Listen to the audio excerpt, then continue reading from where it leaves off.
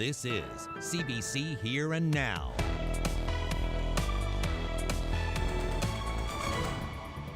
Our hope and our plan is that by the end of June, every Newfoundlander and Labradorian who wants to be vaccinated will be.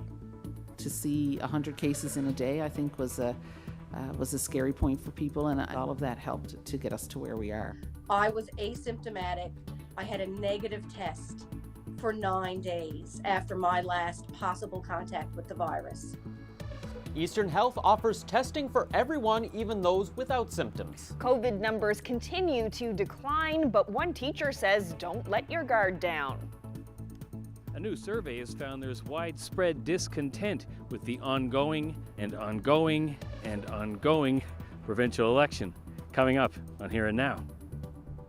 The weekend is finally here. It does look a little bit unsettled, but there is some sunshine certainly in the forecast. Good evening and welcome to Here and Now. I'm Peter Cowan. And I'm Carolyn Stokes. We begin tonight with good news about vaccines. Yes, two national announcements today that should speed up how quickly people in this province are vaccinated. An extra 1.5 million Pfizer vaccines this month should give this province an extra 21,000 doses or so. And Johnson & Johnson's vaccine has become the fourth to be approved. That, combined with delays in administering the second doses, now means people will get their first doses sooner. We will have 80,000 people vaccinated by the end of the month.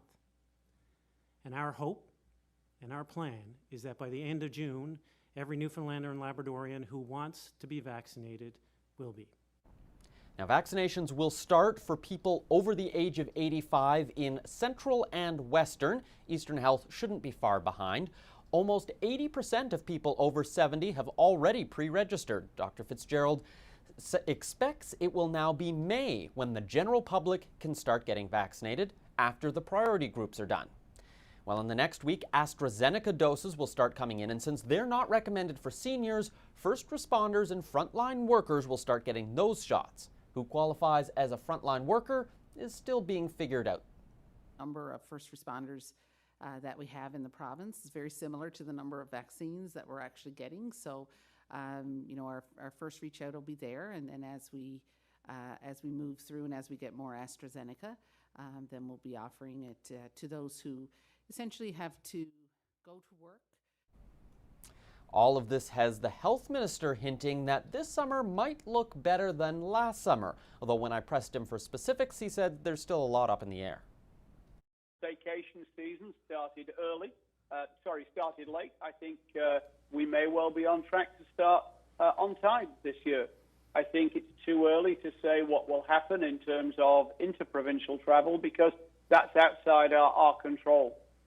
But I really think that by the end of summer, there will be some serious consideration maybe of going back to alert level 1, which we've never been to yet. But again, this is all speculative. Well, before they change the alert level in the eastern region on Friday, a week from today, they want to see if they're missing any cases. So they're now doing testing, which is available to anyone, even if you don't have symptoms. Over the next week, you can go online and book a test. They're wanting to see if there are other cases in the community that haven't been picked up. And if you do get a test, you won't have to isolate while waiting for the results. Well, Health Canada's approval of the Johnson & Johnson COVID-19 vaccine has been welcomed by many in Canada's medical community. The Johnson & Johnson version is the fourth to be approved for use here. And according to one doctor, it will be especially helpful for people who have difficulty accessing health care.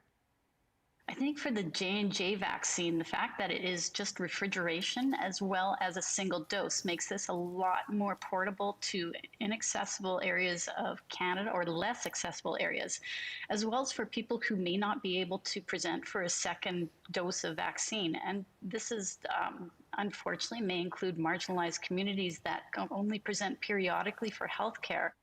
Canada has ordered 10 million doses from Johnson & Johnson with options for up to 28 million more. Most of those shots are expected to arrive by the end of September.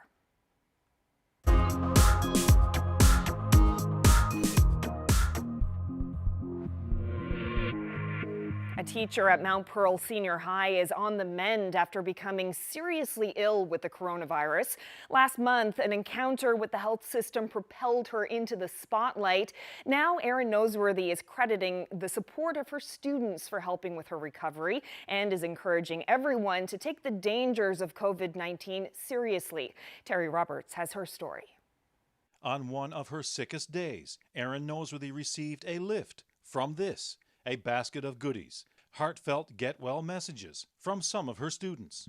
I was just so touched by the work that went behind this. And to see two of my students show up in my driveway one morning with this basket and, you know, to just see the smiles on their faces. Erin Noseworthy also received a surprise email. Attached, a video containing a series of recorded well wishes from her students. Hey, Miss Noseworthy, wishing you a speedy recovery. I was just wanting to let you know that we are so grateful for you. Hey, Miss, when I was in your class, I might have gotten under your skin a little bit, but it doesn't mean you were an awesome teacher to have. We miss you so much. Hope you feel better soon. Wishing you a speedy recovery. Can't wait to see you when this is all over. Really, really brought so much joy to my heart. I felt so blessed that I get to do what I do every day. Erin Noseworthy is a French teacher, one of 150 students and staff here at Mount Pearl Senior High who contracted the coronavirus last month. It's ground zero for an outbreak that shattered a sense of complacency in the province, one created by a very long stretch of low infection rates. Noseworthy has a weakened immune system, was hit hard by the virus. The other part was, of course, I'm worried for the school community and I'm worried for the children. I love my job. I love my kids. And I was worried to death that something would happen to one of them. On February 23rd, she came here for medical care, but with so many other COVID patients also needing help, she was forced to wait in her car for nearly 4 hours. Very sick, my sickest day. Trying to find a way to have, recline the seat and lie down and roll over, and I was miserable. If you could see how sick our daughter is and wasn't admitted in the hospital, you would have to wonder, how darn sick do you have to be in there? Her parents called politicians, pleading for help.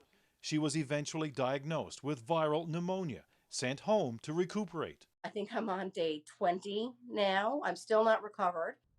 Mount Pearl Senior High has been on the receiving end of some criticism over this outbreak, but Noseworthy says there's more to the story. It really has been rough. Excuse me. But, the positive out of this is that while our school community is experiencing some negativity, I am seeing only the positive. This is bringing our school community closer together than it ever was. No one in that school went about trying to spread COVID-19. What we do in our schools, we spread kindness. No problem. And while she's laughing now, Erin has a serious message. Follow the advice of public health officials. I was asymptomatic. I had a negative test for 9 days after my last possible contact with the virus. And I followed the health guidelines, and thank goodness I did, because then I didn't spread the virus beyond my immediate household, thank goodness. Ms. Noseworthy says her COVID journey has actually made her a stronger person, more committed to her profession as an educator, one she hopes to resume, at least virtually, on Monday. Terry Roberts, CBC News, Mount Pearl. Well, looking at post-secondary education now, Memorial University is postponing convocation ceremonies set for this spring. An announcement this afternoon, the university said ceremonies in Corner Brook and St. John's will instead be held virtually on June 3rd. Students who've applied to graduate will be awarded their degrees, certificates, and diplomas in May and will receive them in the mail. Munn says graduates will be invited to cross the stage at a later date once in-person gatherings are permitted.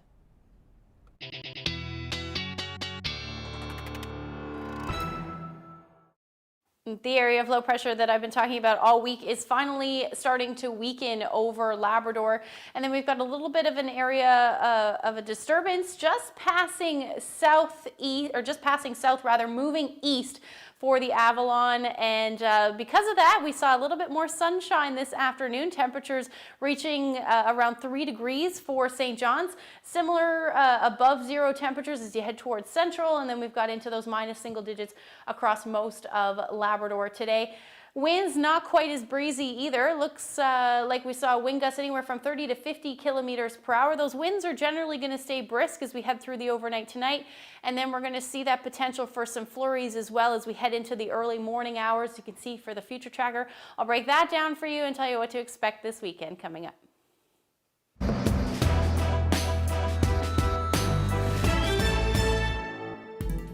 A survey has found widespread discontent in this province with the ongoing general election. The results show most people in Newfoundland and Labrador believe the election was called too soon, and a third of the more than 800 people surveyed are questioning the election's legitimacy. Here Now's Mark Quinn has more on that story. We've been in election mode for almost all of winter 2021, and it's left some people questioning if calling an election during a pandemic was a good idea for the Liberal Party. I think we've seen a little bit of erosion of support for the Liberals. Of course, they started out in 60-plus territory. We saw polls that brought them down into the 50s. It's possible they'll have dropped a bit more than that, but I honestly don't think that this will be a massive crumbling of support for them. Just last week, when concern about the variant was high, CBC's Vote Compass began surveying more than 840 people. Here's what they found. 68% of residents agree somewhat or strongly that the election should have waited until most people in the province have been vaccinated. 75% somewhat disapprove or strongly disapprove of Election NL's management of the election. And 33% are not confident at all in the integrity of the election. High proportions of uncertainty, regardless of where they're coming from, is a real issue in a properly stable democratic state. We shouldn't be seeing numbers like this. Broken down by party, Liberal supporters are more likely to approve of the election and its management, and PC and NDP supporters are more likely to have concerns about election timing and its management. If you're a supporter of the Liberals, you're more likely to think the election is okay. If you're a supporter of the opposition parties, you're more likely to think the election is not okay. We still don't know when the results of this election will be released, and although there's been a lot of talk about the legitimacy of this election, it's not facing a court challenge now. Mark Quinn, CBC News, St. John's. Now, online polls don't have the same margin of error as traditional polls, but Vox Pop Labs, the company that ran the survey, says the equivalent margin of error is plus or minus 3.4%, 19 times out of 20. Well, in Nova Scotia, couples in long-term care now have the right to stay together. But in this province, that's not the case. Eastern Health says it makes every effort to keep couples in the same facility, but 5 couples in that jurisdiction are currently separated, waiting for approval of their spousal admission request. Western Health says it doesn't track the number of couples living apart, and the other 2 provincial health authorities didn't respond to CBC's request for that information. Nova Scotia's new rules were in the works before COVID, but the pandemic has certainly underscored the impact of loneliness on health. Kayla Hounsell has one couple's story. I love you. When 96-year-old Hazel Gibson is not having a good day, her husband Bryce is by her side. Their family fought to make it so. He's always been absolutely, totally in love with her, and she has been absolutely, totally in love with him. It is a love story made in heaven. It really is. The couple has been married 78 years. Yes, 78. Long time, almost all our lives. But 3 years ago, they were separated in different long-term care facilities. At the time, Hazel told us it just wasn't the same. And it is awfully hard to be parted. And I wake up in the middle of the night and roll over and Bryce's not there. It was absolutely horrible because I was watching her deteriorate as each day went forward because she wanted to be with him badly. Nova Scotia's new law aims to prevent that from happening to anyone else. Couples now have a right to be placed in long-term care together, even if one of them requires a higher level of care. We think it's the right thing to do. The transition into long-term care can be challenging on the best of days, and helping keep couples together who've been loving each other and supporting each other their whole lives, I think, is a really good thing for all involved. In fact, this professor of geriatric medicine says it can be a good thing for the healthcare system overall when couples can help each other. That can be beneficial to their sense of self-worth. And it can also be something that just takes that particular task perhaps away from being needed to be done by a care worker, and then frees that care worker up to do something else. Judy Gibson says there was a definite change when her in-laws were reunited. You could see hearts the day that we walked them in together. The family is happy others won't have to put up a fight and will simply have a right to be together. Kayla Hounsell, CBC News, Halifax. Wow, 78 years. Well, now to a story about a different kind of love. Emmy Green just turned 4 years old, and there's one thing she knows for sure. She misses her favorite grocery store clerk, Calvin. Yeah, Emmy and Calvin haven't seen each other for a while because of the pandemic, so Emmy decided to make him something to show just how much he means to her. I miss Calvin. So I miss it. I miss seeing him at grocery store. Yeah, you miss seeing him at the grocery store. It really meant a great lot to me. It's just really made me feel that I was special, and that, like, for a kid at that age, 4-year-old, to focus on me and to give me a feeling of being special. And I thought to myself, well, like, and she's special too, right? We use some. We use markers. We use markers. What do you? One color. We draw sun. You drew the sun, yeah. Out of all the people, or maybe your grandparents or uncles, aunts, anybody that her mom says that, no, her mother said, well, Amy, who are you going to, who do you miss? And with COVID-19, you can't see it. And she said, Calvin. And her mother said she didn't tell her. She just came up with Calvin in Dominion, CBS Dominion. Did Calvin say, I love you? And did he tell you you were special to him too? Yeah. Hopefully it could be, I could have had some little something, some little influence on her that could be sort of lasting for her, that somebody would be so nice to, in the way to speak with her and make her feel important and to talk with her. And, like, I think I feel good because I think I'm leaving a good impression with a child of that age. How did you feel when you spoke to Calvin? So sunny. So fun? What color I saw? You want to tell him that you're 4, yeah. That's your big news these days, for sure. She had a birthday recently, and like, it was just so, it was so amazing that a kid at that age would so connect, right? But her mother said, Calvin, I don't know what it is, but she said from the day one, she said she liked that nice man. And she said every time she goes shopping with her mom, she used to say, Mommy, can we go through that nice man's chicken?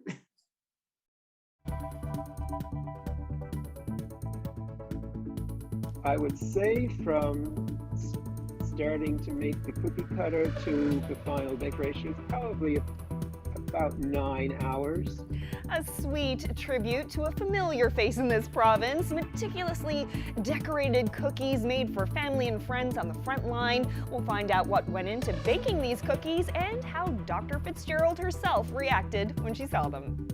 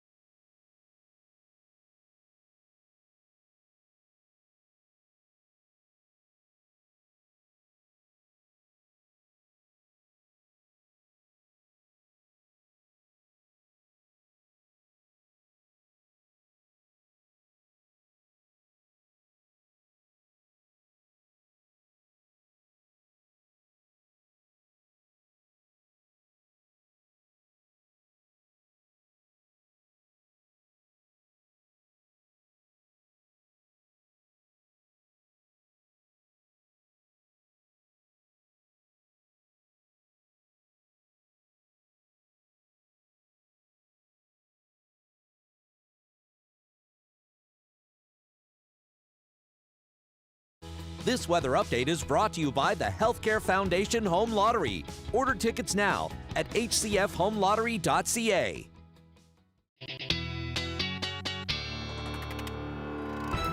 Ashley's back with a look at the weather forecast. And Ashley, I must say, it's been really nice to see the daylight lasting longer and longer every day. Yep, it's making it feel like spring is so much closer. Even, you know, in the afternoons, we're seeing that sun feeling a lot warmer as well. And as we head through next week, these late sunsets are finally going to start. Let's take a look at that. We spring forward as of Sunday morning, early Sunday morning, and you can see the difference from March 1st to the 31st in those sunset times, gaining almost an hour and 48 minutes for areas like Corner Brook, St. John's, an hour and 43 minutes, and then by the time we get to March 31st for Lab West, 2 hours and 5 minutes is what we're going to add to the day. So certainly welcome news, but it felt spring-like today across most of eastern areas of the island. 3 degrees in St. John's. In fact, some areas on the Avalon Bay Roberts, for example, reached 6 degrees earlier today with all that sunshine. A little cooler as you head west and up through Labrador as well, into those minus single digits. And we can thank an area of low pressure for that and all of the snowfall that we've been seeing. The snow squalls not as intense on the west coast. They are still there, but they're not nearly as intense. And we're actually seeing some snow squalls that aren't being picked up on radar along the southern portions, and it's actually making some of its way, at least with some flurries, towards central. That will generally be the story as we head through the overnight tonight. We dodged a little bit of a bullet with the little disturbance that moved east of the Avalon earlier today. We did see some cloud cover from that, but overall a beautiful afternoon. And then again, as we head through the overnight tonight, the snow squall potential will continue as we see that onshore flow. Won't be as intense, but that risk's certainly there nonetheless.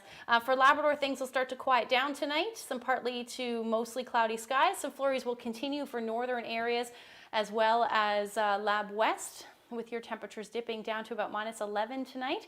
And then otherwise partly to mostly cloudy skies across the province. Those winds out of the southwest, anywhere from 20 to 40 kilometers per hour across the board. -2 for St. John's, and then in those lower lying areas, we're looking at temperatures dipping into the minus double digits, otherwise mid-minus single digits, the story tonight. Now tomorrow, it's going to be unsettled, but it does look like we'll see some periods of sun in the mix, and also pretty much the chance of some scattered flurries across the province as this area of low pressure still sticks with us, but is weakening. But the good news is that we are going to see the temperatures quite nice into the afternoon. Again, another above zero day, it looks like, for eastern areas. St. John's about 1 degree, and then near or a few degrees below zero pretty much for the rest of the province. Those winds will be southwesterly, anywhere from 20 to 40 kilometers per hour. Some areas, certainly in the east, could see wind gusts upwards of 50 kilometers per hour. So the weekend, as we head into the rest of the weekend and the beginning of next week, it does look like things will be fairly quiet, but I'll break that down for you coming up.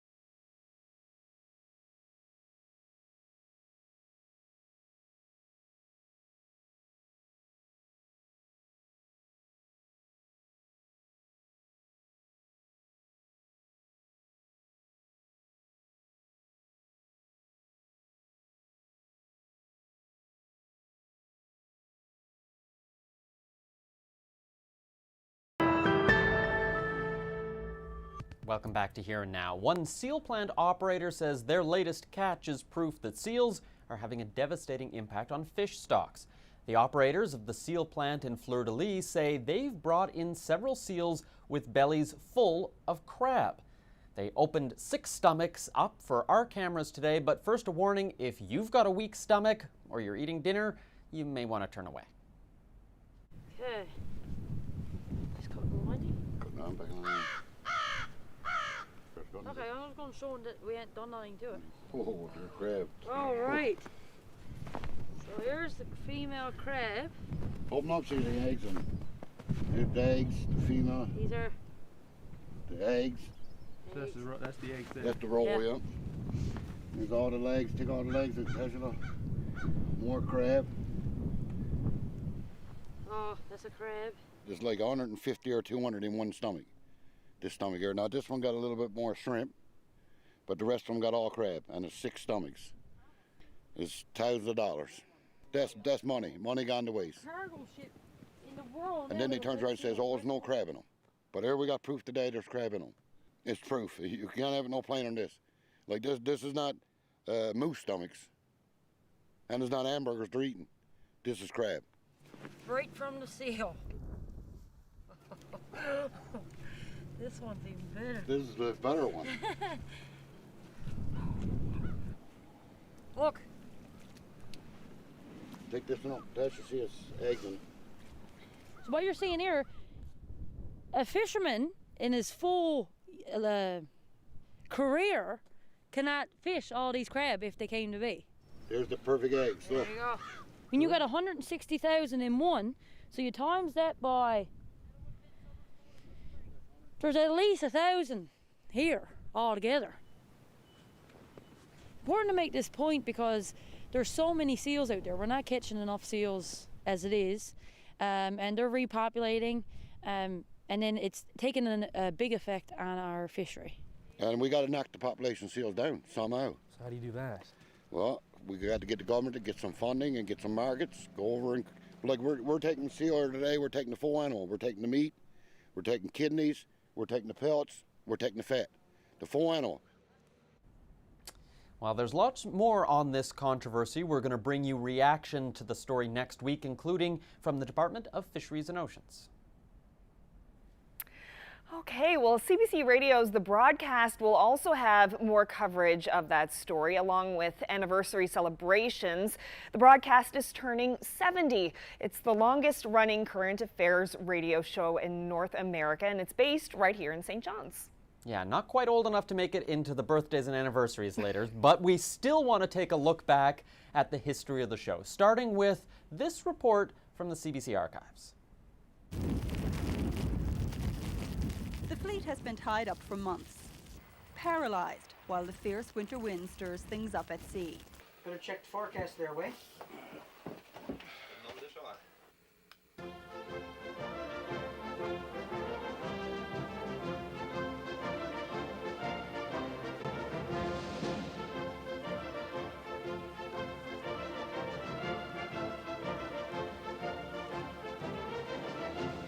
And that unmistakable theme means it's time once again for the Fisheries Broadcast. Across Newfoundland and Labrador, Jim Wellman is here to host today. Every weekday evening for a half hour, the Fisheries Broadcast goes to air with news and information for fishermen on land and at sea. For the southeastern half of Banquerel, the storm and gale warnings and freezing spray warning continued. Northerly gales of 35 to 45, diminishing to northwest winds 25 to 30 overnight. Every good broadcaster knows not to keep the listeners waiting for the most important news of the day. That's why a detailed weather forecast tops the show. North of there, 95% new, some thin ice to Cape Bonavista. Snow, rain, wind, fog, ice. Nothing else affects fishermen, quite like Newfoundland's unpredictable weather. Yeah, I'm in our night tide on now, huh?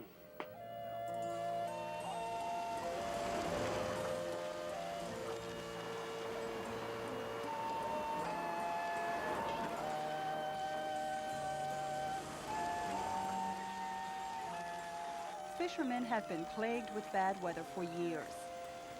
And for years, they've relied on the Fisheries Broadcast for an accurate forecast. Now for fishermen and ships at sea, here's the latest marine forecast. Rab Carnell was one of the first hosts of the broadcast. These pictures were taken in 1975, just a few years before he retired. He spent 23 years on the show, interpreting the fishery, putting fishermen in touch with their roots.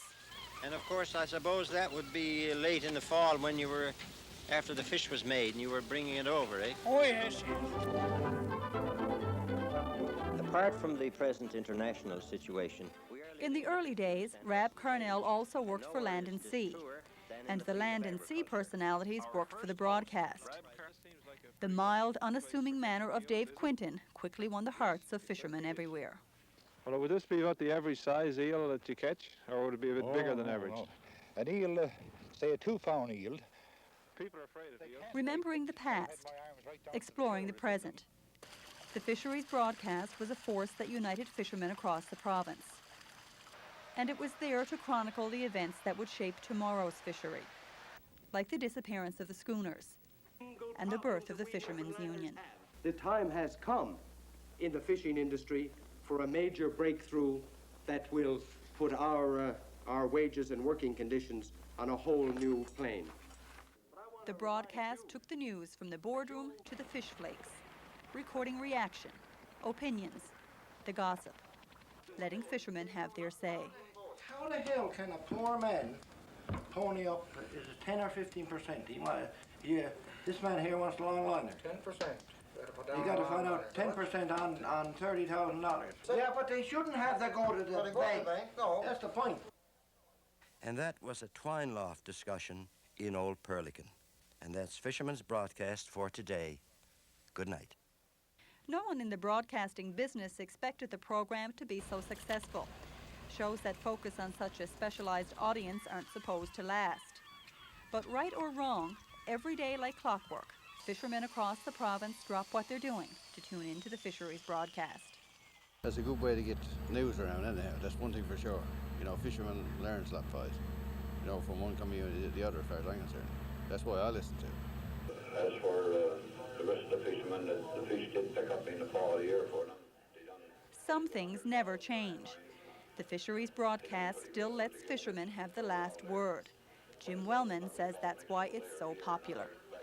If we're on the road from the Fisherman's Broadcast and we'll see some person working on his boat getting ready for the spring fishery or something, very possible. I mean, that person who is not the head of anything, not the president of anything or the chairperson of anything, very likely that person will be on the broadcast that evening. It's very possible. So we talk to a lot of real, as we say, real ordinary people, but real people. Now in the notices, first of all, for the Southwest Coast, Art Coley's Rock, Ramia. QA2 is reported off its advertised position. And people are loyal to those they can depend on. Over the years, the fisheries broadcast has become an ombudsman for fishermen, seeking solutions for fishermen who are getting the runaround. Last winter, I mean, we had a bad crisis in the fishery here, and you know, the Fisherman's Broadcast seemed to be the only way that we could seem to get through to anybody. And with that, we say good night. For CBC News, I'm Juanita Barry. That's right, we're going to be 40. Well, that item was put together in 1991 ahead of the cod moratorium for the broadcast's 40th anniversary. Now, the show started out as the Fisherman's Broadcast, but over the years the name changed to the Fisheries Broadcast, and finally just the broadcast. Yeah, that's because now it casts a wider net. The show covers all things ocean-related. Jane 80 is the current host. So 70 years is quite a long time to be on the air, and we're going to continue to celebrate those 70 years over the course of 2021. But I think the show is still very relevant in this province today, you know, as we learn so much more about our ocean environment and people try to figure out ways of moving forward sustainably into the future when you talk about industries like tourism and shipping and, of course, the fishery. How do we get the most out of what I think is probably our greatest resource in Newfoundland and Labrador, and that is our ocean?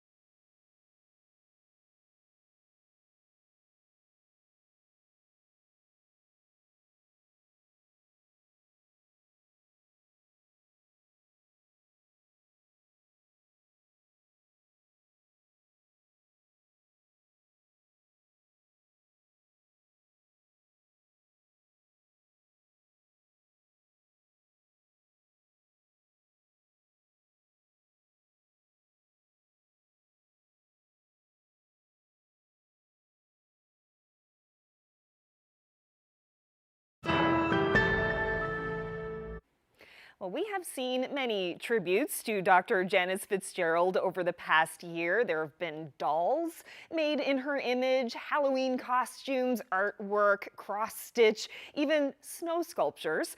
But this next tribute from Robert Power in St. John's takes the cake, or at least the cookie. Have a look.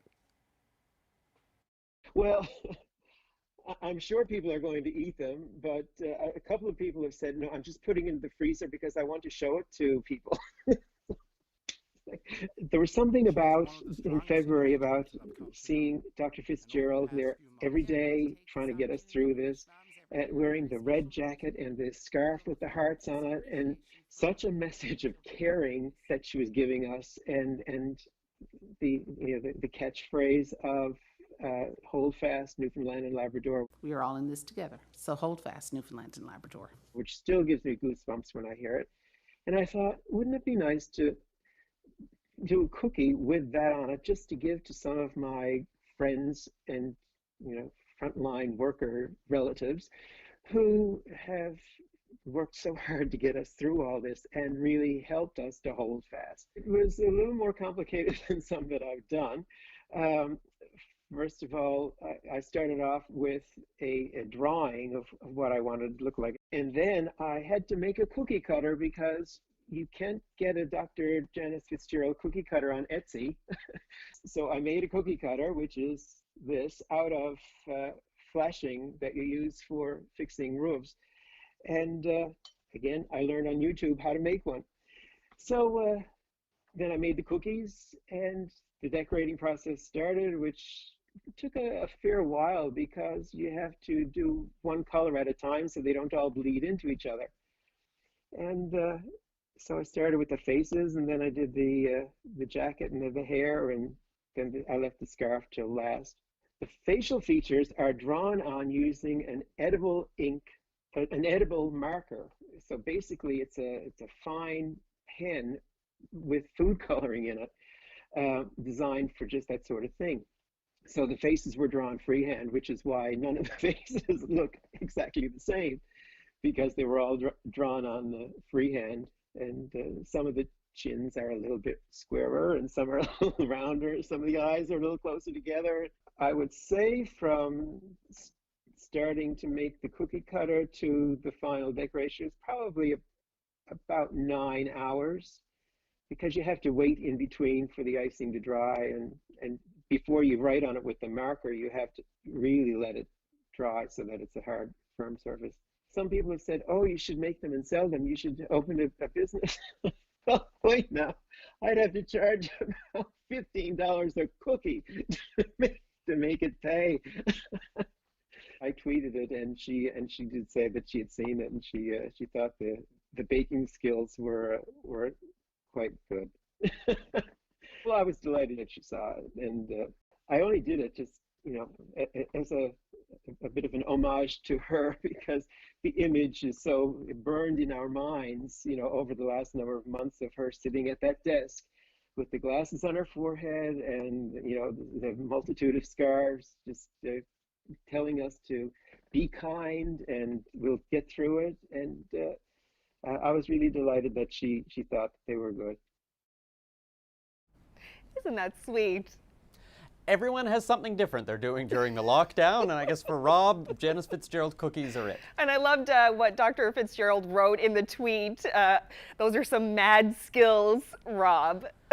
Although I would be interested to know how she feels about people literally biting her head off, but... She's a tough cookie. Oh.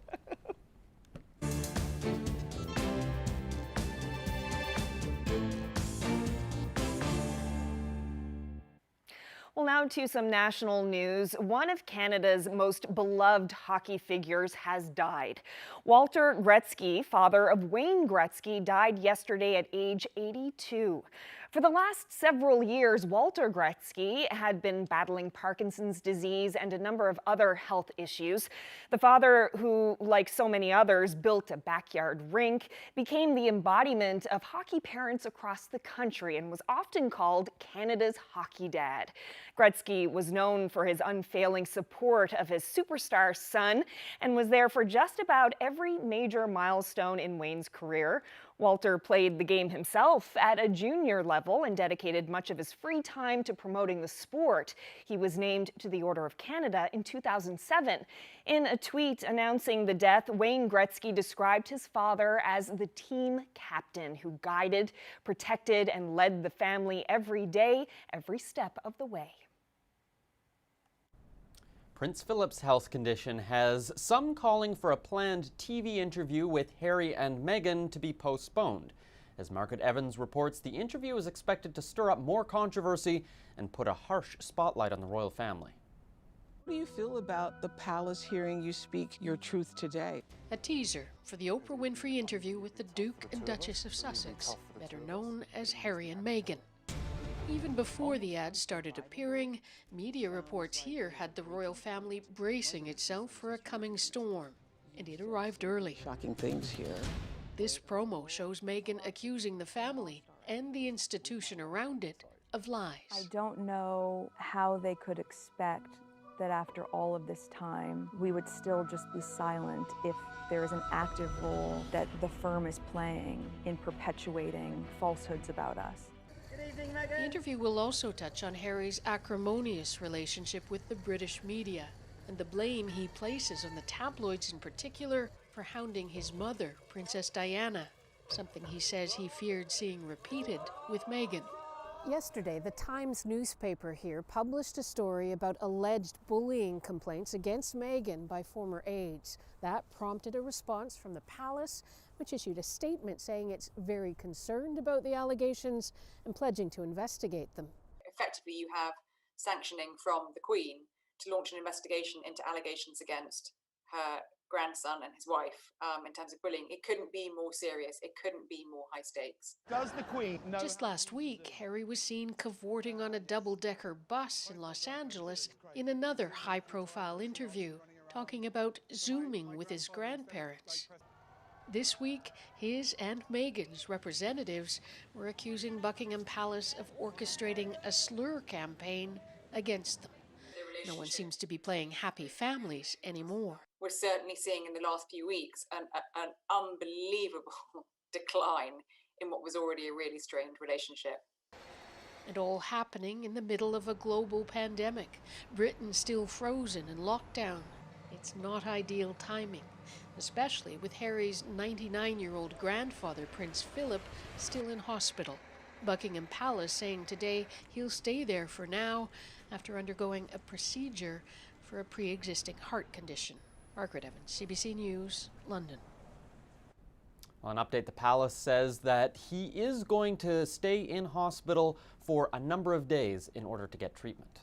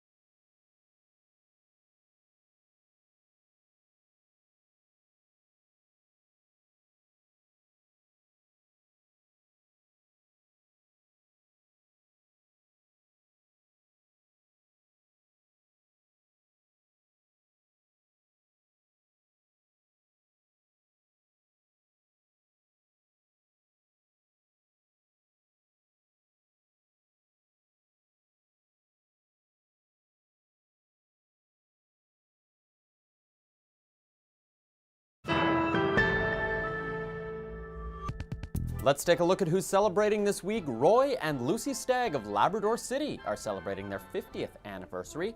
Happy 51st anniversary to Francis and Alice Peyton of Norris Arm. Happy anniversary to Norman and Betty Perry, formerly of Nippert's Harbour, who are celebrating their 62nd anniversary. Happy 55th anniversary today to Bert and Shirley Avery. Lloyd and Jessie Piercey of Roaches Line are celebrating their 60th wedding anniversary. Happy 52nd wedding anniversary to Freeman and Glenda Cull of Engley. Happy 54th wedding anniversary to Frank and Dianne Manstan of Labrador City. Happy 58th anniversary to Lloyd and Bernice Wheaton. Now to some birthdays. Happy 93rd birthday to Janie Riggs of Grand Bank.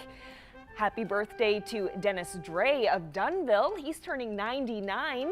Birthday wishes going out to Florence Breen, who's turning 92. She says the secret to her success is prayer, walking, wine, and chocolate. Doris Thoreau of Brigus is celebrating her 100th birthday. Hope you have a great day.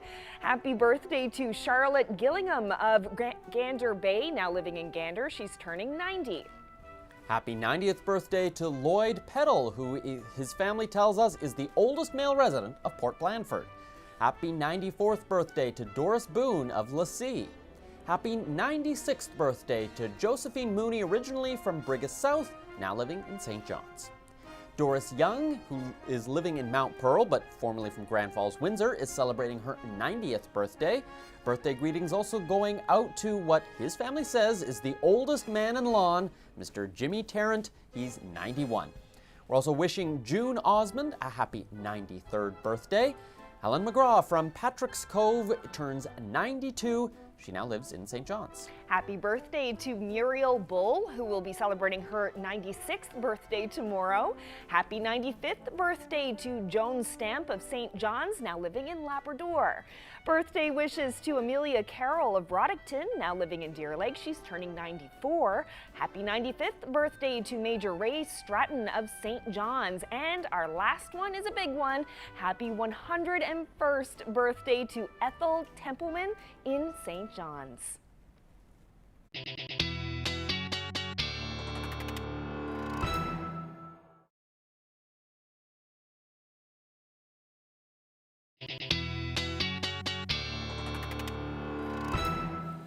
Ashley is back with a look at the long range, and Ashley said earlier that tomorrow seems like it's going to be a good day to get outdoors, maybe do some hiking, but will that continue into Sunday?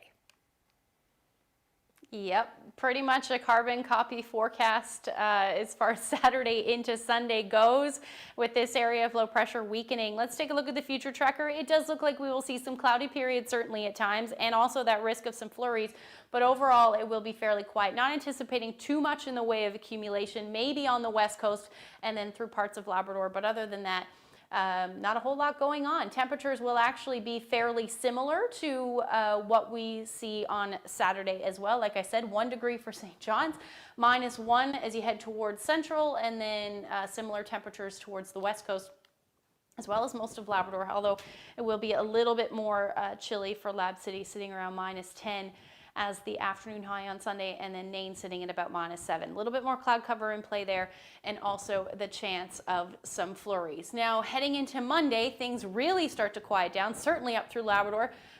Some cloudy periods, but lots of sunshine. Temperatures into the minus single digits, a little bit above where we should be sitting this time of year for the southeast, but right around where we should be sitting for the north and west. And then for the island, temperatures will dip a little bit in the east, so back down below 0, a degree or two.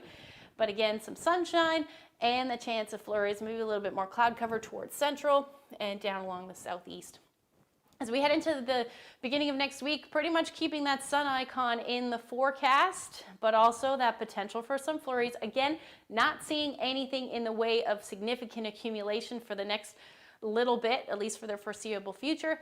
Temperatures in and around within a couple of degrees of 0, and overnight lows not moving too much from that either for St. John's and Eastern Newfoundland. As you head towards central, we're going to see a little bit of a dip, it looks like Sunday night, back down to those minus double digits, or rather Monday night. And then again, the sunshine and the potential for flurries will stick around right through Wednesday. And we're looking at a similar forecast for Western Newfoundland. Now I'm adding that sunshine icon in there. You're probably going to see a few peaks of sun through the week, but overall it will be, we will see those flurries and those temperatures into the minus single digits for you as well. For Eastern Labrador, some flurries on Sunday. Monday and Tuesday look absolutely beautiful. And then into Wednesday, we're looking at some flurries and about 1 degree. So back up above the 0 degree mark. And then for Western Labrador, note those temperatures climbing into the minus single digits by Tuesday, and then flirting with the 0 degree mark as we head into Wednesday. But again, you're looking at some gray skies and the potential for some flurries. I had to share this photo with you.